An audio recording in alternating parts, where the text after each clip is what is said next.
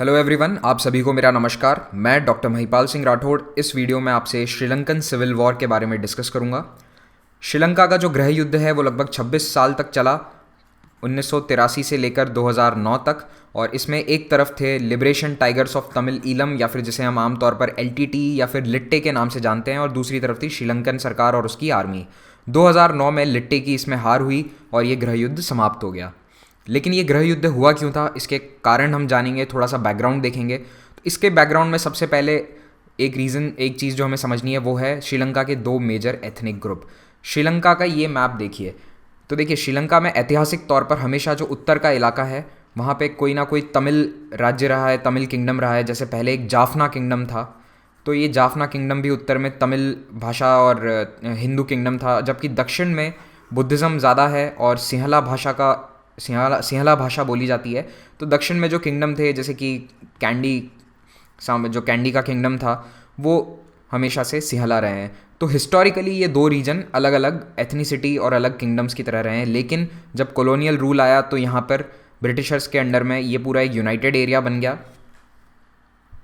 और इसके बाद हम देखेंगे कि दो कौन से जो मेजर एथनिक ग्रुप्स हैं। तो सबसे पहला मैंने आपको बताया तमिल, तो ये उत्तर और पूर्वी हिस्सों में स्थित हैं। इस मैप में फिर से देख लीजिए, जो भी रेड कलर मरून कलर का इलाका है वो तमिल डोमिनेटेड है।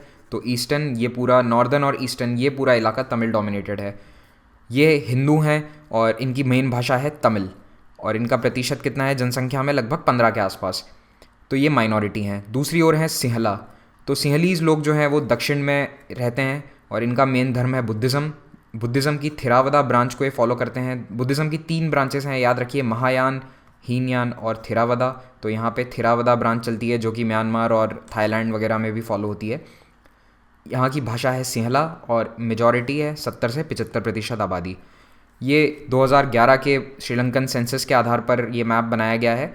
तो यहाँ भी आप देख सकते हैं मोर और लेस यही हिस्टोरिकल ट्रेंड रहा है कि दक्षिण और सेंटर का जो हिस्सा है वो बुद्धिस्ट या फिर सिंहला, और उत्तर का हिस्सा है वो तमिल, उत्तर और पूर्वी हिस्सा। श्रीलंका में इन दो ग्रुप्स के अलावा 10% मुस्लिम माइनॉरिटी भी है, 10% मुस्लिम भी हैं। तो अब हम बात करेंगे कॉलोनियल टाइम पीरियड की, यानी कि जब ब्रिटिश रूल वहाँ पे शुरू हुआ। दुनिया में कहीं भी अगर कोई लड़ाई चल रही है आज भी, जैसे कि आप भारत पाकिस्तान देख लीजिए, इजराइल पैलेस्टाइन, तो वहाँ पे कहीं ना कहीं ब्रिटिश इन्वॉल्वमेंट ज़रूर होगा। इसका कारण ये है कि ब्रिटिश कॉलोनी बहुत जगह थी पूरे वर्ल्ड में, और ब्रिटिशर्स की पॉलिसीज़ इस तरह की थी कि हमें राज करना है कैसे भी करके। उन्हें मतलब नहीं था कि एथनिसिटीज़ आपस में इनके रिलेशंस क्या रहेंगे फ्यूचर में या फिर अभी। तो ब्रिटिशर्स के टाइम पे सबसे मेन चीज़ जो हुई वो ये कि तमिल्स बहुत ज़्यादा सोसाइटी में डोमिनेंट हो गए। क्यों? क्योंकि तमिल्स एजुकेटेड थे। तमिल एरिया जो नॉर्दर्न श्रीलंका है, नॉर्दर्न श्रीलंका में जाफना सबसे महत्वपूर्ण शहर है। तो जाफना और उसके आसपास के इलाके में एजुकेशन बहुत अच्छी थी 19वीं शताब्दी से। वहाँ पे कई एजुकेशन सोसाइटीज़ डेवलप हो गई थी, मिशनरी स्कूल्स भी थे। तो इसीलिए तमिल्स एजुकेटेड थे, तो उनको सिविल सर्विस में स्थान दिया गया, यानी कि सरकारी नौकरियों में उच्च पदों पे और साथ साथ लोअर पोस्ट पे भी। तो दोनों में तमिल्स बहुत ज़्यादा हो गए। तो देखिए मेजॉरिटी तो देश में सिंहला है, लेकिन सरकार में ज़्यादातर कौन से लोग हैं? तमिल। दूसरी चीज़, कम्युनल रिप्रेजेंटेशन लाया गया। तो ब्रिटिश सरकार ने ये इस तरह के रूल लाए कि जो हमारी एग्जीक्यूटिव और लेजिस्लेटिव काउंसिल है, तो उसमें कुछ सीटें तमिल की होंगी, कुछ सिंहला लोगों की होंगी और कुछ मुसलमानों की होंगी। तो ये इस तरह के डिवाइड एंड रूल जैसी पॉलिसीज़ लाई गई, कम्युनल रिप्रेजेंटेशन। तो जब ब्रिटिश रूल से श्रीलंका आज़ाद हुआ 1948 में, फरवरी 1948 में श्रीलंका को आज़ादी मिली, भारत के कुछ महीनों बाद ही। तो वहाँ पे भी एक पार्लियामेंट्री डेमोक्रेसी शुरू की गई। और पार्लियामेंट्री डेमोक्रेसी का मेन फीचर क्या होता है? मेजॉरिटेरियन रूल, यानी कि जिसके पास बहुमत है, बहुमत जिसकी, वो हर तरह का निर्णय ले सकता है। सरकार उसकी है, वो जो चाहे निर्णय ले सकता है, उसको रोकने वाला कोई नहीं होता। ठीक है, विपक्ष हंगामा कर लेगा लेकिन बिल तो पास हो जाएंगे, आप जो चाहे लॉज ला सकते हैं। तो इस तरह का जो पार्लियामेंट्री डेमोक्रेसी है, ये ब्रिटेन में तो बहुत सक्सेसफुल रहा, यूके में क्यों? क्योंकि देखिए वहाँ पे लगभग एक ही एथनिसिटी के लोग हैं, ज़्यादा अलग अलग एथनिसिटी या फिर बहुत अलग अलग धर्म नहीं रहे हैं। मोर और लेस ब्रिटेन को हम कह सकते हैं एक होमोजिनस सोसाइटी है। तो वहाँ पे पार्लियामेंट्री डेमोक्रेसी बहुत सक्सेसफुल है। लेकिन साउथ एशिया में, अफ्रीका में, ऐसे देशों में जहाँ एथनिसिटीज़, अलग अलग रिलीजन, ये बहुत ज़्यादा हावी हैं लोगों के समाज में, दिनचर्या में, रोज़ के जीवन में, वहाँ पे ये थोड़ा सा प्रॉब्लमेटिक है। तो इसके कारण मेजॉरिटेरियन रूल के कारण क्या हुआ, तमिल कभी भी मेजॉरिटी नहीं पा पाएंगे। क्यों? क्योंकि 15% आबादी है, कितने एमपी उनके बन जाएंगे? Hardly 10%, 15% maximum. तो इसीलिए इसमें कभी भी तमिल्स अपने रूल, अपने फेवर के रूल नहीं ला पाएंगे, लॉज नहीं ला पाएंगे। तो जब श्रीलंका आज़ाद हुआ तो सिंहला पार्टीज़ जो थी उन्होंने कोशिश करी कि जो हिस्टोरिकली जो पिछले 100-150 सालों से ये परंपरा थी जिसमें तमिल्स को फेवर किया जा रहा था, उसे फिर से नॉर्मल किया जाए। तो उन्होंने सिंहला लोगों को आगे लाने के लिए कई पॉलिसीज़ बनाई, एजुकेशन में, जॉब्स में, सरकारी नौकरियों में। तो इसके कारण दोनों सिंहला और तमिल समाज के बीच में कुछ प्रॉब्लम्स आने लगी। सबसे इम्पॉर्टेंट इसमें एक डेवलपमेंट था, सिंहला लैंग्वेज को ऑफिशियल लैंग्वेज का स्टेटस दे दिया 1956 में। तो देखिए, पहले वहाँ पे इंग्लिश लैंग्वेज थी, तो सिंहला हो या तमिल, आपको इंग्लिश तो सीखनी पड़ेगी कामकाज के लिए, क्योंकि सारा सरकारी काम इंग्लिश में होता था। लेकिन 1956 में वहाँ की सरकार ने सिंहला को ऑफिशियल लैंग्वेज बना दिया, तो ऑटोमेटिकली अब कोई भी तमिल एक दिन, देखिए रातों रात तो कोई सिंहला सीख नहीं सकता। तो एक तो आप सरकारी नौकरी नहीं कर सकते, और दूसरा जो पहले से नौकरियों में हैं उन्हें भी रिज़ाइन करना पड़ा। क्यों? क्योंकि आप कैसे तमिल से अचानक, इंग्लिश से अचानक आप सिंहला में कैसे चेंज कर लेंगे अपनी भाषा को? तो इस कारण से ये एक बहुत बड़ा फैक्टर था। दूसरी चीज़, कॉलेज एजुकेशन में भी भेदभाव होने लगा, क्योंकि तमिल बहुत ज़्यादा एजुकेटेड थे स्कूल एजुकेशन में, तो कॉलेजेस के अंदर भी जो तमिल स्टूडेंट्स थे उनका नंबर बहुत ज़्यादा होता था। पॉपुलेशन में तो तमिल 15% है, लेकिन कॉलेज एजुकेशन में देखा जाता था 80% तक बच्चे तमिल होते थे। तो इसीलिए कई सारे रिस्ट्रिक्शन लगाए गए तमिल्स की एंट्री पे, और कोशिश ये करी गई कि सिंहला स्टूडेंट्स को ज़्यादा एडमिशन दिया जाए, कट ऑफ्स ऊपर नीचे करी गई। तो इस तरह की सिचुएशन के कारण कई सारे पढ़े लिखे तमिल स्टूडेंट्स कॉलेज एजुकेशन नहीं पा पाए। तो ये भी एक कारण रहा कि वो इंसर्जेंसी की तरफ, हिंसा की तरफ, या फिर पॉलिटिकल एक्टिविज़म की तरफ बढ़ गए। ये बात है 1970 की दशक की बात है, 60 और 70 के दशक में। ये पॉलिसी 1970s में आई थी। उसके बाद 70s में ही तमिल मीडिया और लिटरेचर पे बैन लगा दिया सरकार ने, किसी तरह का तमिल मैगजीन्स, न्यूज़पेपर, कोई फिल्में रिलीज़ नहीं होंगी। तो आप देखेंगे धीरे धीरे कॉन्फ्रंटेशनल पॉलिटिक्स की शुरुआत होती है। जो तमिल पार्टीज़ थीं वो इन सिंहला पार्टीज़ को कन्फ्रंट करने लग गई, यानी कि आप हमें हमारे अधिकार दीजिए। तो पहले तो ये अधिकार की जो लड़ाई थी ये सत्याग्रह के रूप में थी। वहाँ पे वो लोग गांधी जी की तरह ही सत्याग्रह कर रहे थे, और ये मूवमेंट बिल्कुल भी हिंसक नहीं था 20 सालों तक, यानी कि 50, 60 और इनफैक्ट 70 के दशक की शुरुआत तक भी ये जो तमिल पार्टीज़ की डिमांड्स थी ये बिल्कुल भी हिंसक नहीं थी, कोई वायलेंस नहीं था। हाँ, जब कभी देखिए कई बार राइट्स ज़रूर हुए हैं, दंगे ज़रूर हुए तमिल के खिलाफ, कभी कोई भी छोटे मोटी बात पे दंगे हो जाते थे। जैसे देखिए सिंहला लैंग्वेज एक्ट आया था, उसके बाद भी दंगे हुए थे 56 में। उसके बाद और भी कई कारणों के कारण 58, 77, 83, ये मैं आपको सिर्फ मेजर राइट्स बता रहा हूँ इन सालों में सिंहला और तमिल लोगों के बीच। तो ऐसे हालातों में जब तमिल लोगों के खिलाफ डिस्क्रिमिनेटरी पॉलिसीज़ लाई जा रही हैं, उनके खिलाफ भेदभाव किया जा रहा है, ऐसे माहौल में आर्म्ड ग्रुप्स बनने लगे। तो लोगों ने हथियार उठाना शुरू किया। तो बहुत सारे संगठन बने, छोटे छोटे, लगभग 15 से 20 संगठन थे। उनका सबका नाम भी यहाँ पे लिख पाना मेरे लिए पॉसिबल नहीं है, वरना एक लेक्चर पूरा उसी में निकल जाएगा। आपके लिए सबसे इंपॉर्टेंट नाम क्या याद रखना ज़रूरी है? LTTE।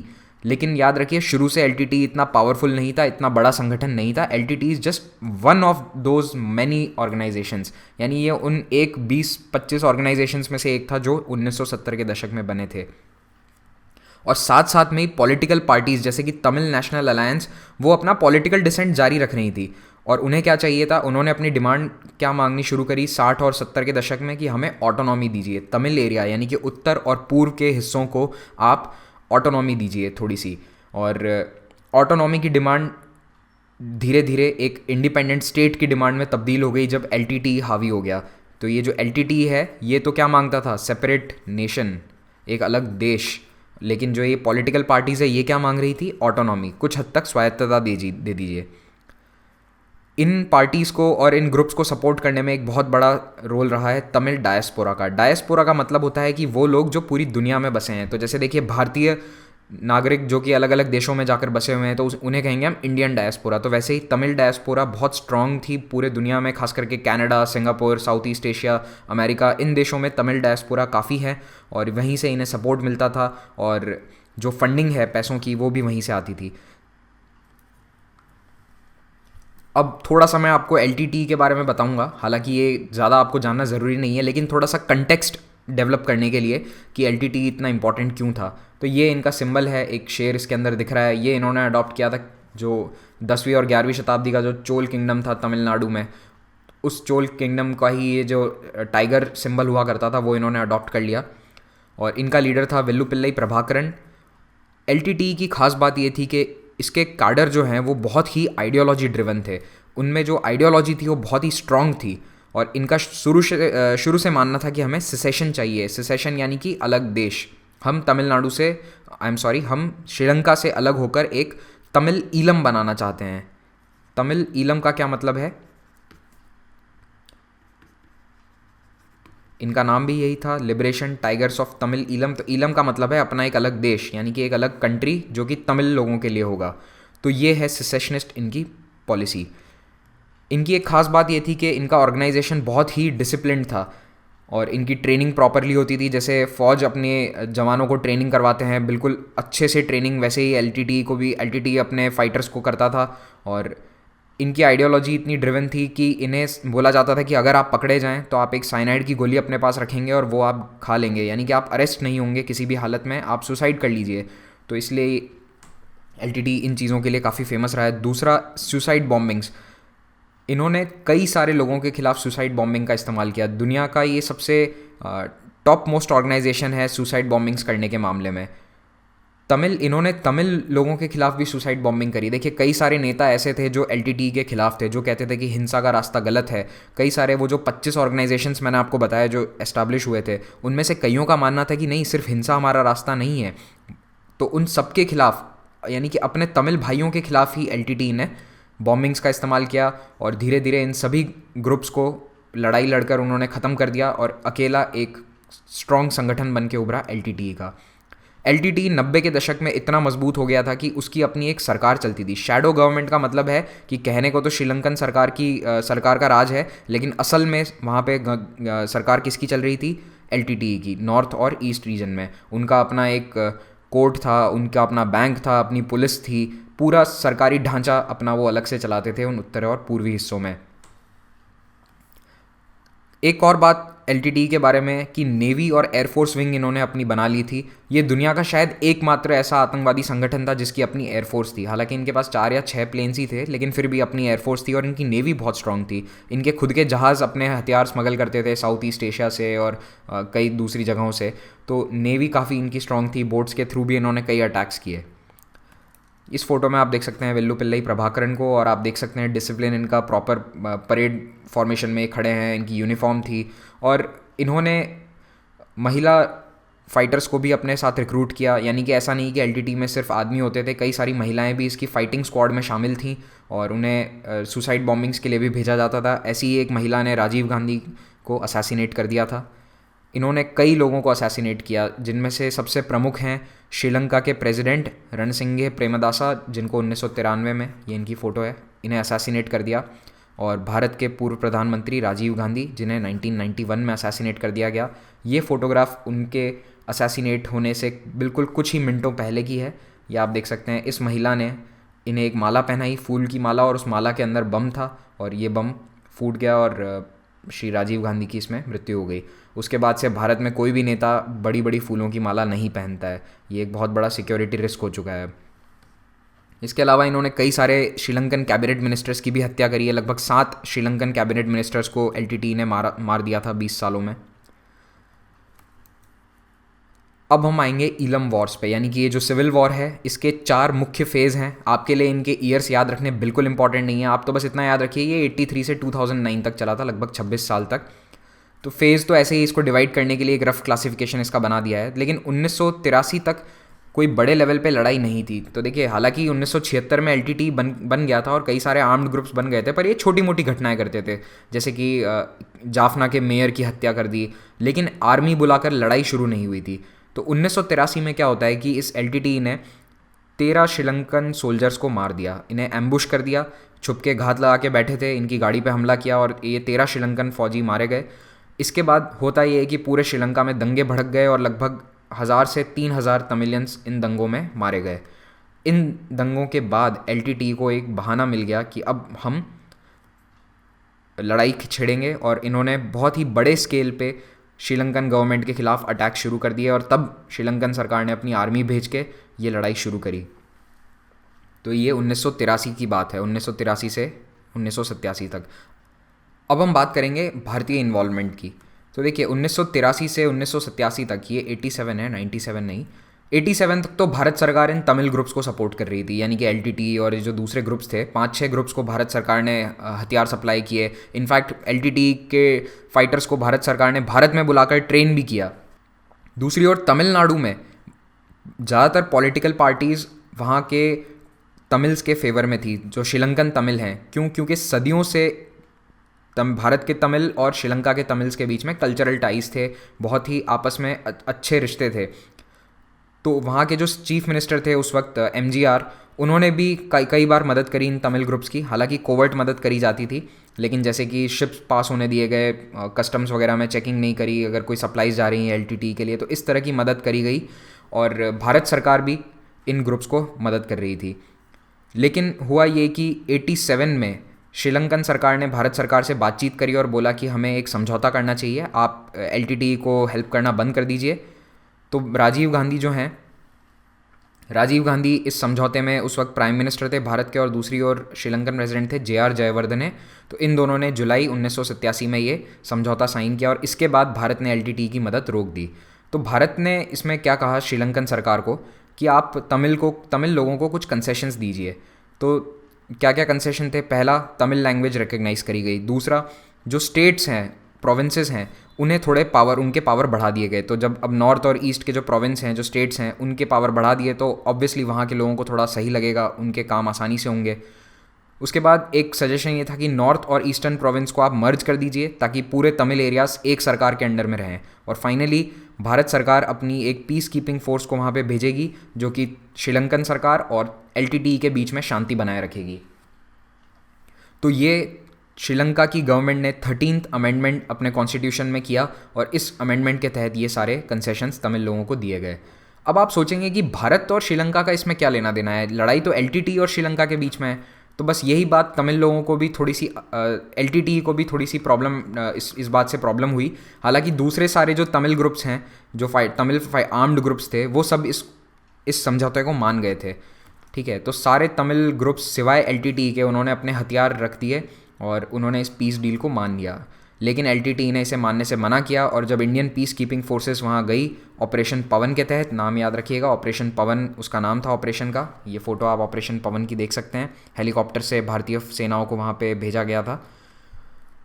तो उन्होंने एलटीटी के खिलाफ, एलटीटी ने भारत की फ़ौज पे हमले करने शुरू कर दिए। उन्हें नहीं पसंद था कि आप यहाँ पे हमारी तरफ से समझौता क्यों कर रहे हैं, और अब उन्हें ये भी था कि ये भारत सरकार पहले तो हमें सपोर्ट कर रही थी और अब श्रीलंकन गवर्नमेंट को सपोर्ट कर रही है। तो इनिशियली तो भारत की फ़ौज ने एलटीटी को जाफना से भगा दिया, आराम से शहरों से खदेड़ दिया। लेकिन एलटीटी के जो काडर्स हैं वो गुरिल्ला वॉरफेयर करना चाहते थे और वो जाके जंगलों में छुप गए। तो ये 3 साल तक ऑपरेशन पवन चला, 87 से 90 तक 3 साल तक भारत की फ़ौज वहाँ पे रही। 90 आते आते क्या हुआ, देखिए, एक तो राजीव गांधी की सरकार भारत में गिर चुकी थी। राजीव गांधी 89 में प्राइम मिनिस्टर नहीं रहे थे। तो उसके बाद पहली चीज़ ये होती है कि भारत के अंदर भी अब राजीव गांधी नहीं है, तो इतना सपोर्ट नहीं है सरकार द्वारा इस मिशन के लिए। दूसरी चीज़, श्रीलंका के जो दक्षिण के इलाके थे, सिंहला इलाके, वहाँ पे इस बारे में काफ़ी गुस्सा उठा कि सरकार हमारी ज़मीन पे, श्रीलंका की ज़मीन पे भारत की फ़ौज को क्यों अलाउ कर रही है, और वो भी 3 साल से। तो इस बात के खिलाफ गुस्सा फूट पड़ा और श्रीलंका की सरकार ने दबाव में आकर भारत सरकार को बोला कि आप अपनी फ़ौज वापस ले जाइए। तो इसके बाद 1991 में भारत में फिर से चुनाव होने थे और राजीव गांधी के जीतने की उम्मीद काफ़ी थी। एलटीटी को लगा कि अगर राजीव गांधी फिर से सत्ता में आ गए तो ये पीस कीपिंग मिशन को फिर से भेज देंगे और हमें फिर से भारत की फ़ौज से लड़ना पड़ेगा। तो भारत की फ़ौज से लड़ना उनके लिए बहुत नुकसानदायक था, काफ़ी नुकसान उठाया था एलटीटी ने उस वक्त। तो इसी डर के कारण एलटीटी ने राजीव गांधी की हत्या कर दी। तो उसके बाद 1990 के दशक की बात करेंगे। राजीव गांधी की हत्या के बाद ये 2nd और 3rd ईलम वॉर्स 1990 में चले। आपके लिए ईयर्स इंपॉर्टेंट नहीं है। उन्होंने प्रेमदासा पे भी हमला किया और उन्हें भी असैसिनेट कर दिया, जो श्रीलंकन प्रेसिडेंट थे 1993 में। तो 2 बड़े बड़े नेताओं की हत्या कर दी और ये ऐसा शायद पहला टेररिस्ट ऑर्गेनाइजेशन था दुनिया में जो 2 हेड ऑफ स्टेट्स को मार चुका है। मेरे ख्याल से और कोई ऐसा ग्रुप नहीं है जिसने 2 राष्ट्रों के प्रधानमंत्री या राष्ट्रपति की हत्या करी हो। उन्होंने 1999 में उस वक्त की जो प्रधानमंत्री थी श्रीलंका की, चंद्रिका कुमारतुंगा, उन पे भी हमला किया और वो बाल बाल बच गई। हालांकि उनकी एक आंख चली गई उस हमले में, आज भी उन्हें सिर्फ एक ही आंख से दिखता है। तो इस तरह के कई सारे सुसाइड अटैक्स चलते रहे पूरे 90 के दशक में। होता ये था कि जब भी श्रीलंकन सरकार इनसे बोलती थी कि शांति वार्ता करते हैं, तो ये शांति वार्ता के लिए तो राज़ी हो जाते थे, लेकिन एलटीटी उस वक्त का क्या इस्तेमाल करती थी, वो शांति वार्ता जब चल रही होती थी तो वो अपने हथियार मंगवाते थे विदेशों से और अपने फाइटर्स को रिक्रूट करते थे, यानी कि और लोगों को रिक्रूट करते थे कि आइए आपको ट्रेनिंग देंगे, आप हमारे साथ लड़िए। तो ये वक्त ट्रेनिंग और रीआर्मिंग के लिए इस्तेमाल किया जाता था, और जैसे ही कुछ बहाना मिला फिर से वो शांति वार्ता उन्होंने ख़त्म कर दी और लड़ाई शुरू कर दी। तो ऐसा बार बार चलता रहा पूरे 90 के दशक में। तो ऐसी बात नहीं है कि श्रीलंका की सरकार ने इनसे शांति की कोशिश नहीं करी, लेकिन एलटीटी कभी शांति चाहती ही नहीं थी। प्रभाकरण ने एक बार एक बहुत फेमस एक डायलॉग बोला था, एक लाइन कही थी कि ये जो शांति वार्ताएं हैं ना, ये हमारे लक्ष्य के बीच में सिर्फ एक सीढ़ियाँ हैं। यानी कि उनका ये मानना ही नहीं था कि ये हमारा फाइनल डेस्टिनेशन है पीस। उनका तो ये मानना है कि हमारी फाइनल डेस्टिनेशन क्या है, तमिल ईलम, और इस ईलम के रास्ते में ये जो शांति वार्ताएं हैं ये कुछ एक सीढ़ियाँ हैं। तो अब नई 21वीं शताब्दी आती है और इस 21वीं शताब्दी में शुरू होते ही 9/11 के अटैक्स हुए। 11 सितंबर 2001 को अमेरिका में न्यूयॉर्क में हमला हुआ, वॉशिंगटन में हमला हुआ। उसके बाद अमेरिका ने वॉर ऑन टेरर शुरू किया। पूरे दुनिया में जितने भी आतंकवादी गुट थे उनके खिलाफ सरकारों को अमेरिका ने अपना समर्थन दिया, पैसे दिए, हथियार सप्लाई करने शुरू किए। तो यानी कि यूएसए अब श्रीलंकन गवर्नमेंट के फेवर में आ चुका था। और दूसरी ओर प्रभाकरण का ये मानना था कि ये जो आतंकवादी हैं ये तो धर्म के नाम पे लड़ रहे हैं, हम धर्म के नाम पे नहीं लड़ रहे हैं। उनका मानना था कि एलटीटी तो गवर्नमेंट के खिलाफ लड़ रही है, सरकार की जो पक्षपात और भेदभावपूर्ण नीतियां रही हैं 50 सालों से, उसके खिलाफ हम लड़ रहे हैं, हम कोई धर्म के नाम पे लोगों को नहीं मार रहे हैं। तो वो तो इनफैक्ट अलकायदा के खिलाफ था। प्रभाकरण ने बहुत फेमसली ओसामा बिन लादेन की निंदा करी थी। लेकिन ऐसे माहौल में उन्हें भी लगा कि अब बातचीत करनी पड़ जाएगी, क्योंकि यूएस गवर्नमेंट का सपोर्ट आ चुका है, और अब अगर फिर से सरकार, श्रीलंका की सरकार हमारे खिलाफ एक हमला करती है, बड़ा अटैक लॉन्च करती है, तो मुश्किल हो जाएगी। तो इसी तरह से नॉर्वे, जो स्कैंडिनेवियन कंट्री है, उसने एक पीस प्रोसेस शुरू किया अपनी मध्यस्थता के बीच 2002 में। तो इस नॉर्वे मीडिएटेड पीस प्रोसेस के तहत 2002 में सीज़ फायर एग्रीमेंट साइन होता है एलटीटी और श्रीलंकन गवर्नमेंट में। नॉर्वे का इससे क्या लेना देना है, तो देखिए नॉर्वे की सरकार जो है वो काफ़ी शांति प्रिय है और उसने दुनिया के कई देशों में अलग अलग जो गुट हैं और सरकारें हैं उनके बीच में शांति वार्ता के लिए मध्यस्थता करी है। श्रीलंका में नहीं, कई दूसरे देशों में भी। तो 2002 में ये जो समझौता हुआ सीज़ फायर एग्रीमेंट, हालांकि ये ऑन पेपर तो था, लेकिन कहते हैं कि ज़मीनी हकीकत में ये ज़मीनी रूप से कभी सफल नहीं हो पाया। ज़मीनी हकीकत ये थी कि कई बार इसका वायलेशन होता रहा, लड़ाई पहले की तरह चलती रही, छिटपुट हिंसा की घटनाएं, और आप श्रीलंकन गवर्नमेंट और एलटीटी के फाइटर्स के बीच में भी लड़ाई कंटिन्यू रही। एक बात और आपको बता दूं कि इस पूरे 90 के दशक में और 2000 के दशक में एलटीटी जो दक्षिण श्रीलंका है, यानी कि कोलंबो, कैंडी, इन शहरों में कई बार उसने हमले किए। 2001 में उसने बहुत फेमसली कोलंबो के एयरपोर्ट पे हमला किया था और उसने बहुत सारे श्रीलंकन एयरलाइंस के और एयरफोर्स के प्लेन्स को उड़ा दिया। तो इस तरह के हमले सिविलियंस को काफ़ी नुकसान पहुंचाते थे। तो सिविलियंस के खिलाफ भी बहुत हमले किए एलटीटी ने, ऐसा नहीं है कि सिर्फ फ़ौज के खिलाफ लड़ रहे थे, ठीक है। तो अब ये सीज़ फायर एग्रीमेंट 2002 में साइन हुआ, लेकिन इसमें था क्या, तो इसके अंदर सबसे मेन इंपॉर्टेंट इशू जो डिस्कस किया गया वो था फेडरल सॉल्यूशन। यानी कि एलटीटी ने पहली बार क्या माना कि हमें इंडिपेंडेंट स्टेट की डिमांड नहीं है, हम हटा देते हैं, अब हम फेडरल सॉल्यूशन में मान जाएंगे। फेडरल सॉल्यूशन यानी कि जो स्टेट होगा, प्रोविंस, जो राज्य की सरकार है, उसे बहुत पावरफुल बनाया जाए, लगभग सारे अधिकार उसे दिए जाएं, तो इससे तमिल लोगों का काफ़ी भला होगा। और श्रीलंका की सरकार भी अभी तक ऐसे किसी फैसले के हक में नहीं थी, लेकिन अब उसने भी मान लिया कि हाँ, शायद हमें प्रोविंसेस को ही बहुत पावर देनी पड़ेगी, उसी से ये लड़ाई सॉल्व होगी। तो 2003-04 में कंटिन्यूसली टॉक्स चलती रही। देखिए 2002 में तो सिर्फ सीज़ फायर एग्रीमेंट हुआ था, ये जो टॉक्स हैं, वार्ता हैं, पूरे फाइनल सॉल्यूशन के लिए कंटिन्यूसली चल रही थी 2-3 साल तक। 2003 और 4 में ये वार्ता ख़त्म हो गई। एलटीटी ने बोला कि श्रीलंका की गवर्नमेंट हम पे हमले कर रही है और जो सीज़ फायर एग्रीमेंट है उसका पालन नहीं हो रहा है। 2004 में एक और चीज़ होती है, बहुत बड़ा स्प्लिट हुआ एलटीटी के अंदर। स्प्लिट का मतलब ये जो एक करुणा नाम का एक व्यक्ति था जो कि एलटीटी में बहुत सीनियर लेवल का कमांडर था और उनके पास ईस्टर्न कमांड थी, यानी कि जो पूर्वी प्रोविंस है श्रीलंका का, वहाँ पे जो एलटीटीई के हेड थे वो थे ये करुणा, और इन्होंने एलटीटीई छोड़ दी और ये सरकार के फेवर में आ गए। तो यानी कि बहुत बड़ा एक एलटीटीई में स्प्लिट हो गया। 2004 में सुनामी आई और श्रीलंका में 35,000 लोगों की इसमें मौत हुई।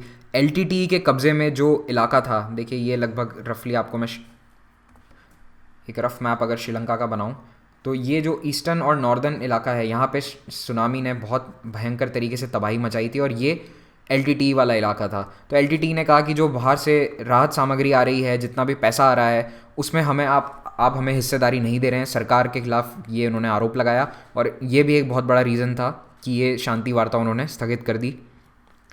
तो इसी तरह से धीरे धीरे फिर से लड़ाई बढ़ती गई और वॉर फिर से एक ईलम वॉर शुरू हुआ। ये फाइनल वॉर था, यानी कि फाइनल फेज़ है, ईलम वॉर 4 इसे कहते हैं।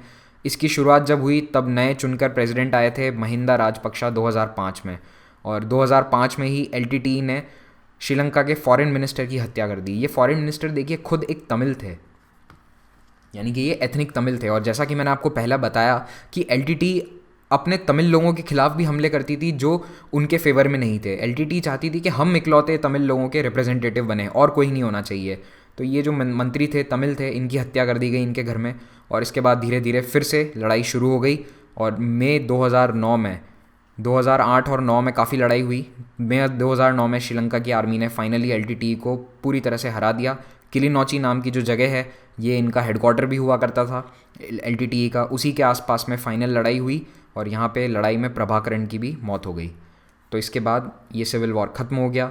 लेकिन इस सिविल वॉर के कारण श्रीलंका में बहुत से लोग इंटरनली डिस्प्लेस्ड हो गए, यानी कि कई लोग विस्थापित हो गए अपने अपने घरों से, क्योंकि जब ये लड़ाई चल रही थी तो लड़ाई से बचने के लिए कई लोग अपने घर बार छोड़कर अलग अलग सेफ़ एरिया में जाने की उन्होंने कोशिश करी। तो होता ये था कि एलटीटीई कहता था कि आप यहाँ से बच के, इस एरिया से बच के बाहर नहीं जाइए। क्यों? क्योंकि उनका मानना था कि अगर हमारे सिविलियंस यहाँ पर हैं और उन सिविलियंस के बीच में ही अगर हमारे लड़ाई लड़ने वाले लोग हैं तो आर्मी यहाँ पे हमले नहीं करेगी। लेकिन आर्मी ने फिर भी यहाँ पे हमला किया। तो श्रीलंकन आर्मी पे आरोप लगे कि उन्होंने वॉर क्राइम किया, क्योंकि सिविलियंस पे आप हमला नहीं कर सकते युद्ध के नियमों के अनुसार। और दूसरी ओर एलटीटीई पे भी यही आरोप लगे कि उन्होंने सिविलियंस को, अनआर्म्ड सिविलियंस को एक ह्यूमन शील्ड की तरह इस्तेमाल किया। युद्ध खत्म होने के बाद श्रीलंका की सरकार ने एक lessons learned and reconciliation commission का गठन किया, और इसका काम ये था कि युद्ध के आखिरी समय में जो सिविलियंस पे हमले हुए, वॉर क्राइम्स हुए, उनकी जांच करी जाए। यानी कि अगर आर्मी ने कुछ गलत किया था तो उसकी जांच हो। इसकी जांच रिपोर्ट में हालांकि उन्होंने आर्मी पे ज़्यादा कुछ आरोप नहीं लगाए, उन्होंने कहा कि आर्मी ने कुछ गलत नहीं किया इस तरह से। और बात यह है कि फ्यूचर में रिकन्सिलिएशन कैसे हो, यानी कि तमिल लोगों को फिर से देश के सरकारी ढांचे में कैसे लाया जाए, कैसे उन्हें रिप्रेजेंटेशन दिया जाए, इस बारे में कुछ रिकमेंडेशंस थे। 2013 में फाइनली नॉर्थ प्रोविंस में चुनाव हुए, वहाँ पे एक सरकार गठित करी गई और तमिल नेशनल अलायंस जो TNA नाम की पार्टी है वो फिर से वहाँ पे अब रूल कर रही है। और CV विघ्नेश्वरम वहाँ के चीफ मिनिस्टर थे जो इस 2013 के चुनाव में जीते। इस पूरे सिविल वॉर में 1 लाख सिविलियंस की डेथ हुई और 1 लाख निहत्थे निर्दोष नागरिकों का मारा जाना बहुत बड़ी बात है, क्योंकि श्रीलंका की पॉपुलेशन इतनी ज़्यादा नहीं है। दोनों तरफ से इसमें वॉर क्राइम्स किए गए इस पूरे युद्ध में, और यूनाइटेड नेशंस ने भी इसकी बहुत निंदा करी थी और इनफैक्ट इसके खिलाफ एक जांच आयोग का भी गठन किया था। महिंदा राजपक्षा अब चुनाव हार चुके हैं और आप लोगों को मुझे कमेंट में बताना है कि 2015 में श्रीलंका के प्रेसिडेंट कौन चुने गए, उनका नाम क्या है जो इस वक्त प्रेसिडेंट हैं। आई होप आपको ये लेसन समझ में आया होगा। Thank you very much for watching this video. If you like our videos, kindly like, share and subscribe to our channel. Thank you.